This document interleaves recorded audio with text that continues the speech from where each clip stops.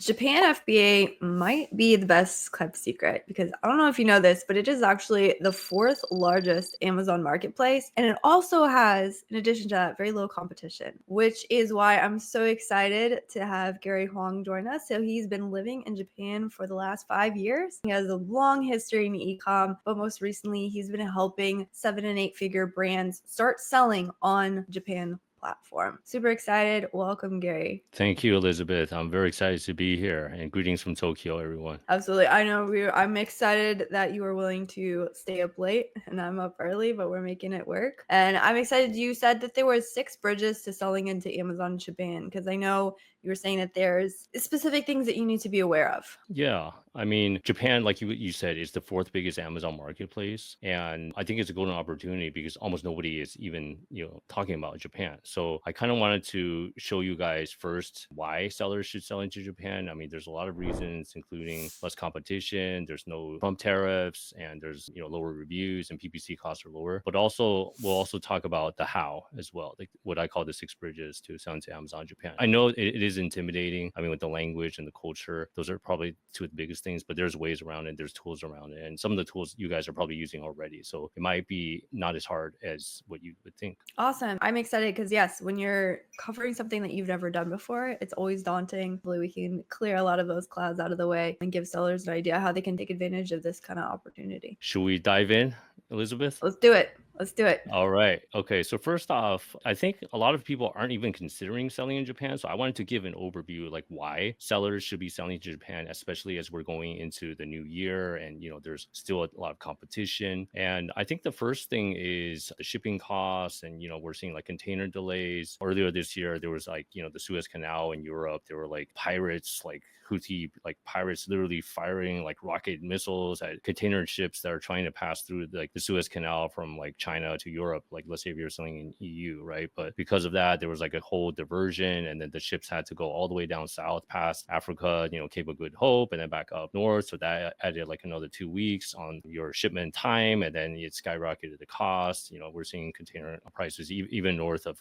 on this chart, right? So Japan's advantage is that the logistics are super efficient, and basically all you have to do is look at a map. I wasn't like a whiz at geography, but you can kind of see if you're sourcing products from China, which many of you are, Japan is actually China's neighbor. If you're shipping from China to the US, everyone knows it's going to take at least a month, right? And then there's delays, etc. But from China to Japan, actually it only takes about 7 to 10 days just because the distance is a lot shorter. Yeah. So, I mean, simply that's going to cut down on your inventory, like the time it takes to turn over your inventory. The shipping costs will be lower. And then there's other advantages with like the tariffs as well, because between, with Trump coming in, and regardless, I'm not going to talk about politics, but, end of the day, Trump's going to slap some more tariffs on China, whether it's 60% or 100%, it remains to be seen. But the beauty of selling in Japan is there's no trade war going on between China and Japan. The same products you manufacture in China that you're importing into the US, you can import into Japan with 0 tariffs. That could be like 60% landed cost savings right off the bat, right?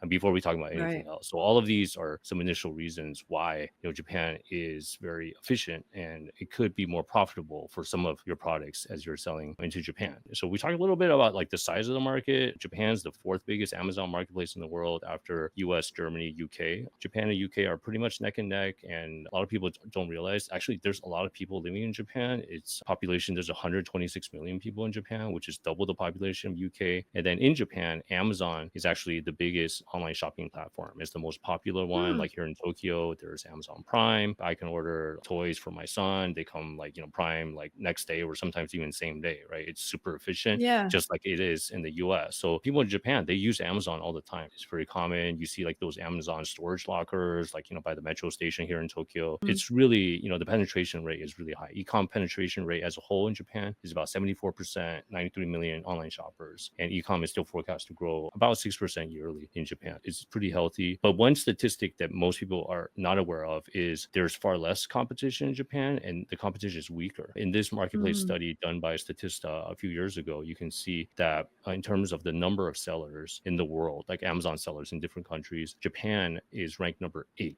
Okay. Japan only has 173,000 sellers, whereas US has 1.1 million, UK has about 281,000. Germany has 244. And even like the smaller markets, like Italy has over 200,000. France has, 200,000, even India and Spain, right? So you can tell by the numbers, Japan's kind of Yeah. like what they say is, like a blue ocean opportunity, right? It's number four biggest market, but number eight in terms of the competition. And in terms of the sellers in Japan, there's local Japanese sellers and there are Chinese sellers selling in Japan, but like the Chinese sellers aren't as sophisticated. I mean, I'm not trying to like stereotype or anything, but it's just like the Japanese, Yeah. like the language, like the way people say things, it's a little bit like culturally, there's like, peculiarities, right? So like most of the foreign like sellers, their translations aren't as localized. So there's still a lot of Mhm. room for opportunity to sell into Japan. I actually polled recently a group of our audience, it's a seven-figure seller summit members, 230 sellers, and you can see only out of the 230, only 13 people were selling in Japan, like 5.7%. So you Mm. can see not many people are selling in Japan even today. If you're wondering about reviews, right? I did a Mhm. side-to-side comparison in terms of yoga mats. So the search term Yeah. is thick yoga mat. So you can see on the left side is Amazon.com, the best-selling yoga mat in the US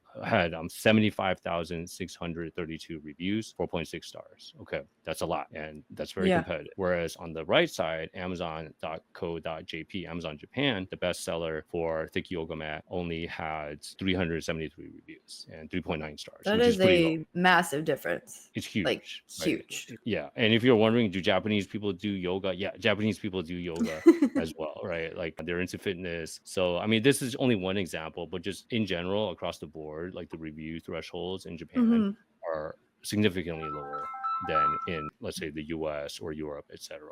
And one of the advantages, if let's say you're already selling, like let's say in this case, you're selling a yoga mat, like in the US, Mhm. maybe you have like 700 reviews or whatnot, and you wanted to launch in Japan with Amazon's global review system, you can actually carry over the same 700 reviews into Amazon Japan. So day one, when you launch, you start out with 700 reviews. So you could Mm. possibly have more reviews than the bestseller just because of your track record, right? So that's Yeah. another advantage that, existing sellers have. If they haven't thought of Japan, I mean, I would really look into the opportunity because, other marketplaces are very saturated, but Japan is not as saturated as you might think. Okay. The other big reason that I see that sellers are considering Japan is lower PPC. So Elizabeth, I mean, this Yeah. is, your expertise, right? US, we're seeing PPC costs go rise higher and higher, but in Japan, overall PPC costs are lower. We're seeing some CPCs as low as 29 cents per click. I mean, it's just the number of sellers, right? There's just significantly fewer sellers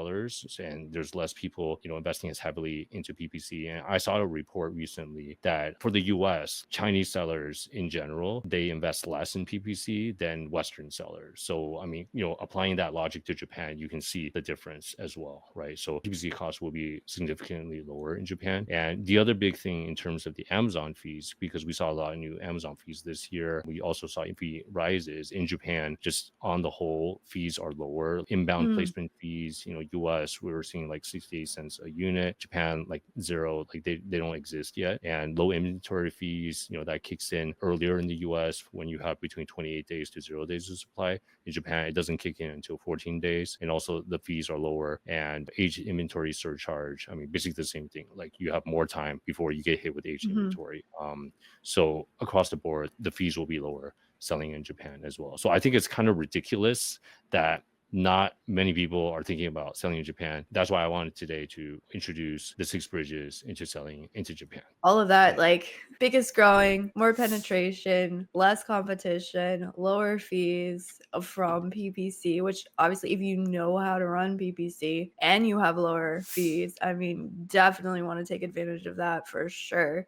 Because that's a Yeah. fantastic way to grow a product. The reviews, Sure. all the above. That is a fantastic. Like, is it because the market seems so intimidating? Is it a I'm glad language you asked, barrier? Elizabeth, because the next slide, I pulled the same group of 230 sellers. These are some of the biggest challenges why you're not selling in Japan. So the Hmm. language barrier, no understanding of what's involved, total ignorance of the Japanese marketplace, the steps to set up my Japan Seller Central, opening an account, having FBA their stock, legislation rules that are not transparent, PPC ads, of course, because of the language, traditional marketing doesn't work, the regulations, the proper listing translations, and food import requirements. Okay, clearly there are challenges in the way. I try to think of it this way. I've spoken to a number of seven-figure sellers, and one mindset that I find is really good. Some of these seven-figure sellers, they see these obstacles as like a moat that once they Mm, cross the obstacle, that yeah. becomes like a barrier against the competition from entering, right? I know maybe it could be a lot, but at the same time today with the 6 bridges, we're going to address pretty much every single point that we're going to see here. And if there's anything else, Mm. then we can also help you guys at the end. And I also prepared a selling an Amazon Japan scorecard where you can kind of follow along and you can rank that product. And I believe the link will be low in the description if you want to Yeah, check we'll it make out. sure it's in the description. Perfect. Let's dive in.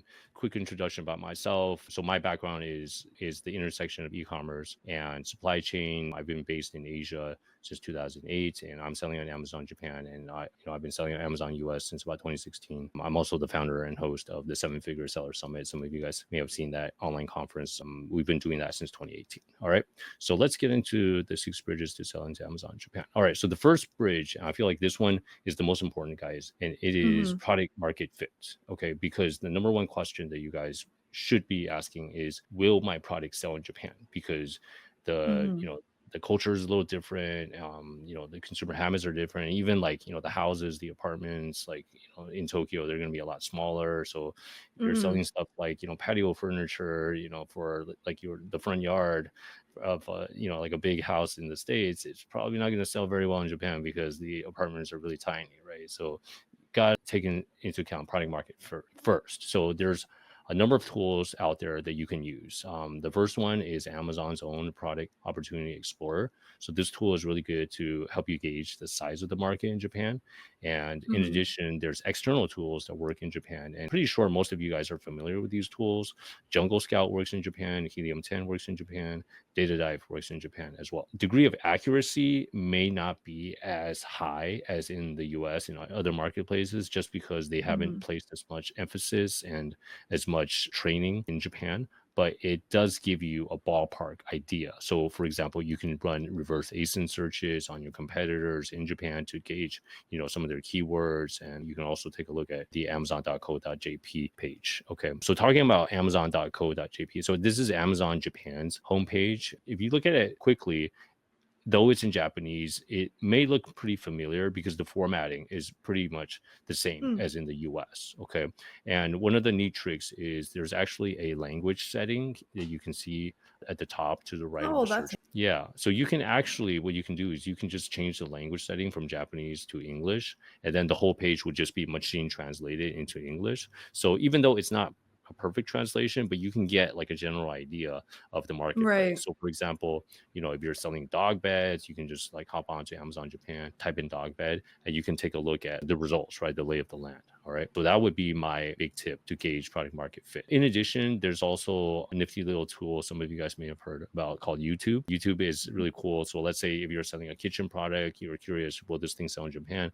You can actually search for, Japanese kitchen walkthrough to just get a glimpse of what a Japanese kitchen looks Yeah. like and how your product might fit or might not fit, right? Without even boarding a flight or landing in Japan, you can get at least an initial impression of how Japanese people might use your product. And if you do see, or if you do see videos where, Japanese people are using your product, that's a pretty good indication that people are going to use it. Let me give you a bad example of product market fit. Elizabeth, do you know what this is? Like in the picture? Yes.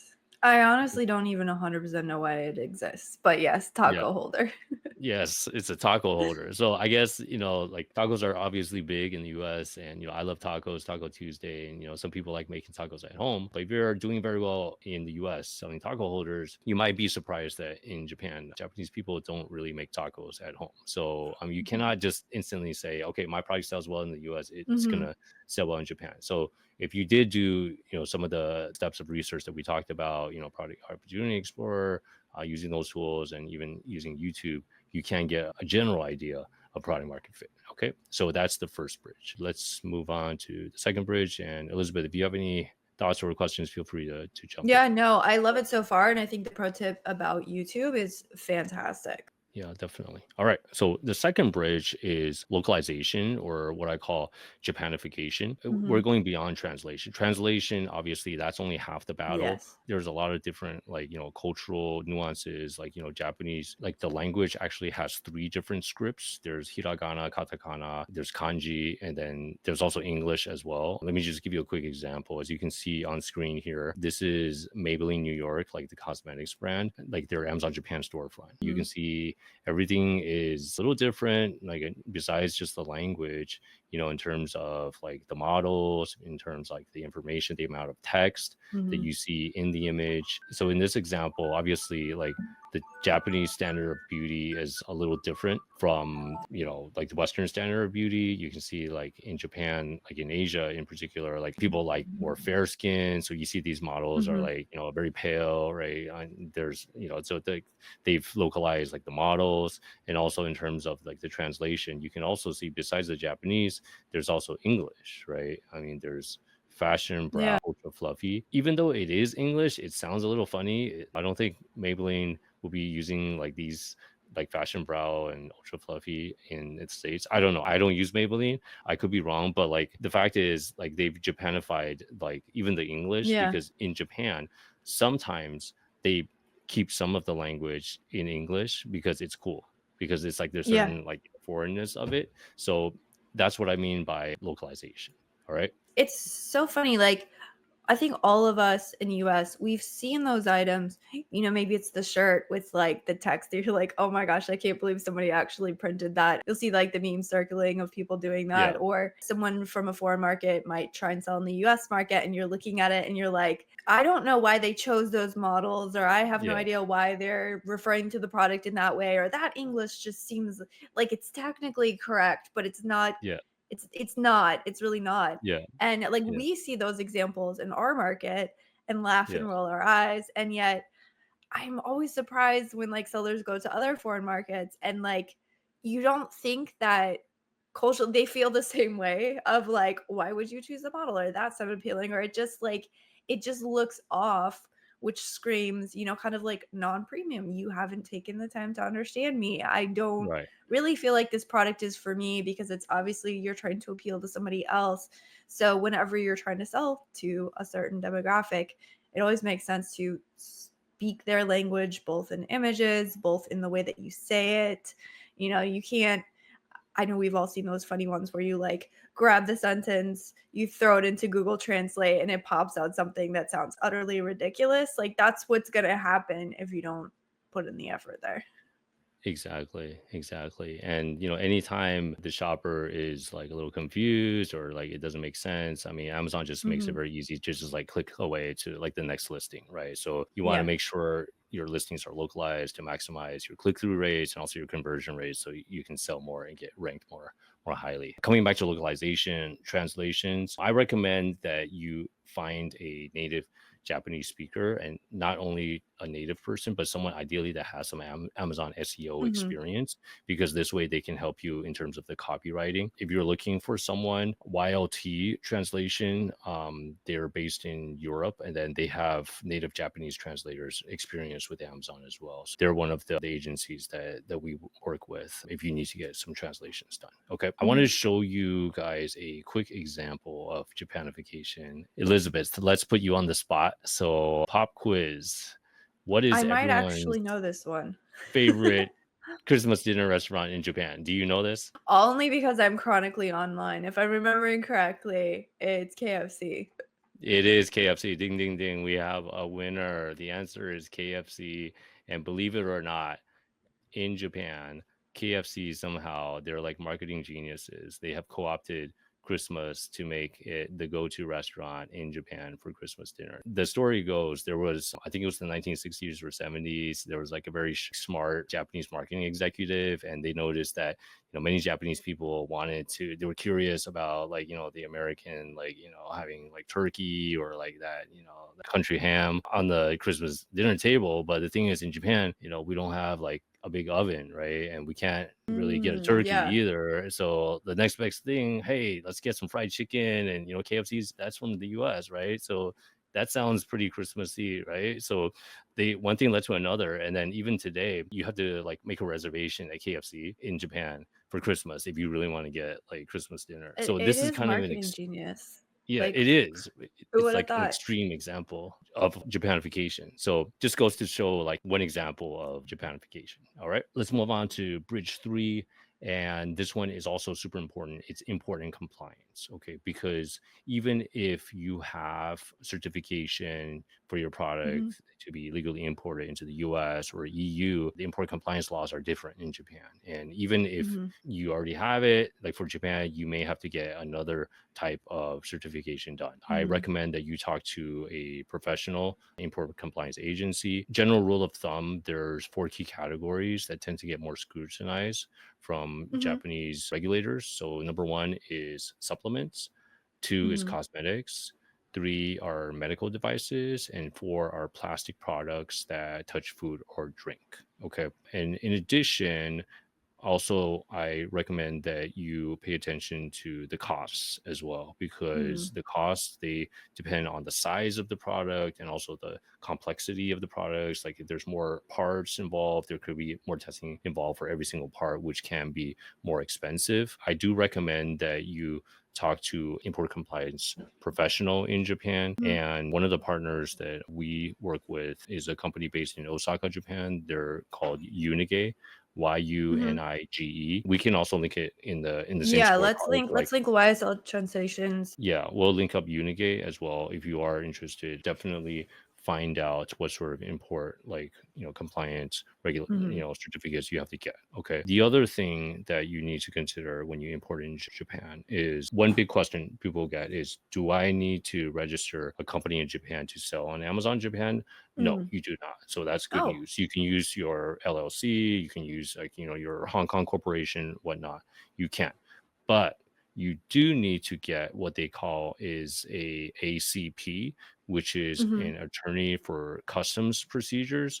So Hmm. basically, the Japanese government wants somebody in Japan that they can talk to in case they have any questions or in case something goes Hmm. wrong. So this company kind of acts as your importer of record, but it's called Hmm. ACP. Okay. I'm not going to dive too much into the details, but a company like the one that I mentioned earlier, Unigate, they can act as your ACP as well for a fee, Hmm. and they also help you figure out all of your duties, etc. Okay, so those are Got. the two big things. Make sure you have all of your certificates, and 2 is make sure you get your ACP. But you don't need to register a company in Japan, and you don't need to register a bank account in Japan as well. Got it. You can use like a virtual bank account, like World First, etc.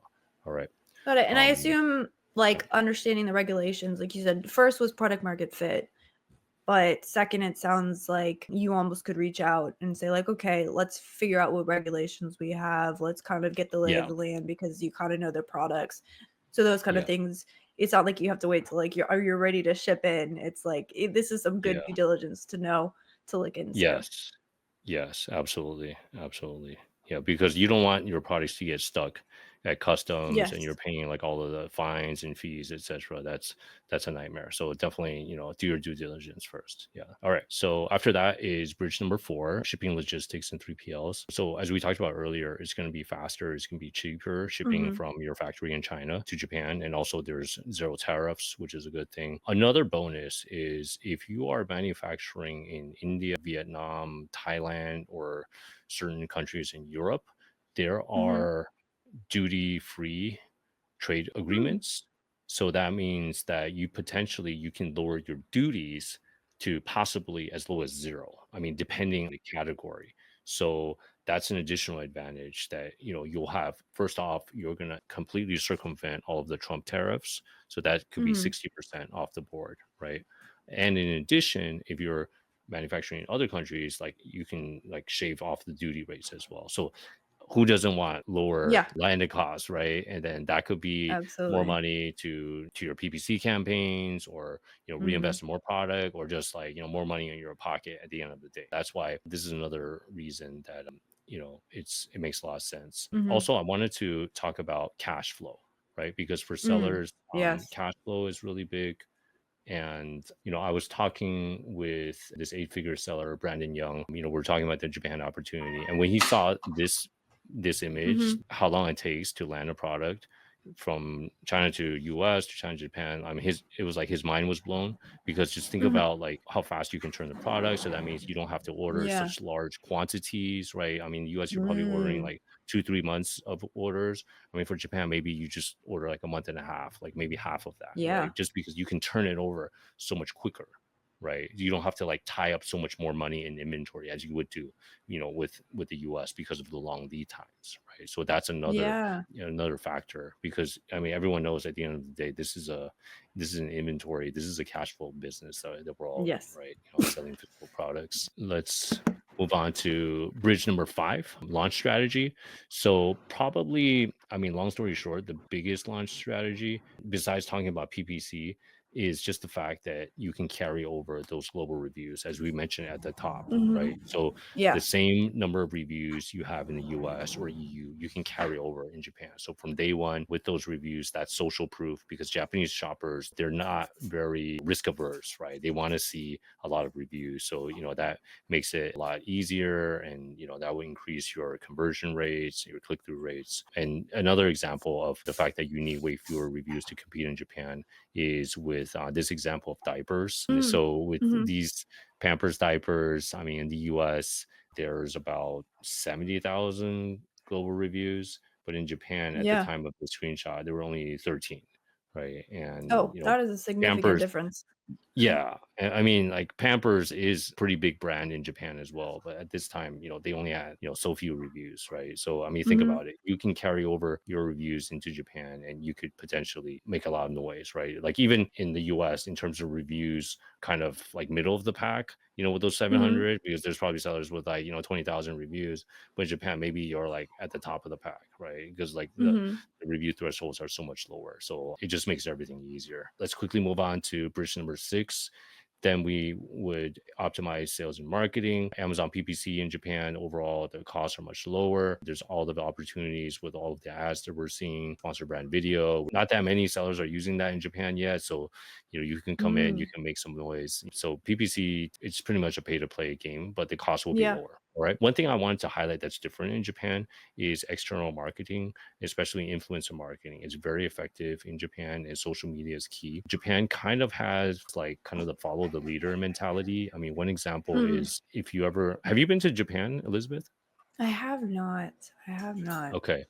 Hopefully we can get you here sometime soon. One interesting phenomenon that we see in Japan is Japanese people is very curious. They love to line up.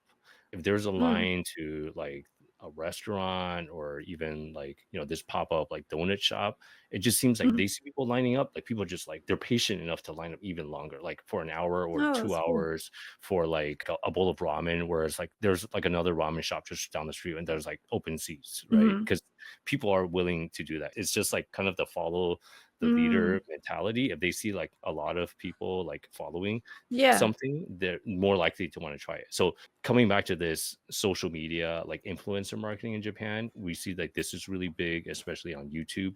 YouTube is very Mhm. popular in Japan. There's a lot of influencers, with different products, from like kawaii, like cute products, to, gadgets and stuff like that. Definitely there's a big opportunity for influencer marketing. And in Mhm. terms of social media, the number one most popular app in Japan is Line. Have you heard of Line before? I have not, but I kinda stay in my bubble Yeah, sometimes. Line is kind of like a super app. You can, chat with your friends on it. Companies have their accounts on it. Like, Starbucks has an account. You can like pass out coupons. And we're seeing Mm. successful Japanese brands, they're actually building a Line audience. So it's kind of like, Oh, very like cool. an email list. And it's become kind of anytime there's like a holiday, and, people are kind of like bored, they're stuck at home, right? They're just on their phone. And give if you like send them like a coupon to, like, let's say to your Amazon Japan listing, your sales are just like spiking, right? It's almost like a lever Oh. you can pull to generate more and more sales. So definitely in Japan, social media marketing is big. And some of you guys might be surprised that the number two biggest social media platform in Japan is X, or, formerly known as Twitter. Yeah, Yeah. it's very popular in Japan. One of the main reasons, curiously enough, is the fact that, you know before there was like the 140 character limit, right? And in Japan, the writing is a lot more concise than in Mhm. English, right? So they can say a lot more within the same characters. Almost everyone is online, celebrities, even like teachers and like politicians, everyone's using Line. So that's another avenue for marketing. And then Instagram is very big in Japan as well. So yeah, so these are the 6 bridges. I also wanted to offer a bonus 7th bridge because we're doing an in-person conference in Japan next March. It's going to be in Tokyo, March 17th, 18th. So if you really want to step on the gas to accelerate this in Japan, I'd love to invite you guys to come to Japan and to Tokyo. And we're going to show you the whole roadmap, how to sell up to $965,000 in Japan. One of the brands that works with one of our partners actually achieved that in 12 months time. And then we'll also share you more strategies. Also, like all of the different parts of the like the roadmap, Mhm. 6 bridges. So if you have questions about import compliance, we'll have import compliance specialists like Unigate. They'll be here. Mhm. If you have any questions about translations or localization, everybody will be there in the same place. So by the time you walk away from these 2 days, you'll have a solid game plan how to enter your brand into Japan. That's amazing, and I So assume that there's a link or someplace that you could go. you can find out more information at our website, sevenfiguresellerjapanmastermind.com. And yeah, we had our conference 2 years in a row. Just some highlights. Like I like to offer, both learning and also Japanese experience. We like to take people to like the world famous Tsukiji fish market. You can get like the best sushi and sashimi in the world. There's like opportunities to go shopping in Japan. Like, if you're selling like kitchen products, we'll take you to Japanese kitchen supply stores, right? So you can really get hands on with like the packaging, how Japanese products are, packaged, like how they look like. So you can really learn a lot. I feel, immersion. And then we even will have karaoke night as well, obviously. So that's a big part of Japanese culture as well. So if you guys are interested, I highly recommend you guys check that out. Thank you so much, guys. I prepared that selling in Japan scorecard. So if you want to score your product, how likely it will succeed in Japan, make sure you grab it at the link below as well. Yeah, absolutely. I appreciate that, and as Gary was saying, like, you probably heard all of this, you're like, "This is a fantastic opportunity." Thank you for pointing out the things that are really important to, get solid. One of those, of course, being product market fit. So Gary's been generous enough that says, "Hey, that's the first step, just figuring out, do I have products that would be worth selling in Japan already?" So there'll be a link where you can grab a scorecard in the description. And also, I know in addition to the conference, you said that you also work with 7 and 8 figure sellers who are typically very busy. They're like, I want to take care of opportunity. But a lot of times it's helpful to really just shortcut everything and have someone else really take on a lot of this for you instead of having to try to figure it out. So if somebody also was interested in partnering with you to help with that, where should they go for that? So the best way to reach me is by email. You can email me at gary@8020sourcing.com. And I don't have like huge bandwidth to work with everyone. That's why I really want to, work with a select few of if you're doing Mhm. 7 or 8 figures, you have good product market fit. And also, let's say you have, a good amount of reviews. I think that could be a good opportunity for you guys. So look forward to hearing from you. Awesome. Well, I appreciate it. This has been fantastic. And hopefully we can have you on again soon. Awesome. Thank you so much, Elizabeth. And hope to see some of you guys in Japan, Elizabeth as well.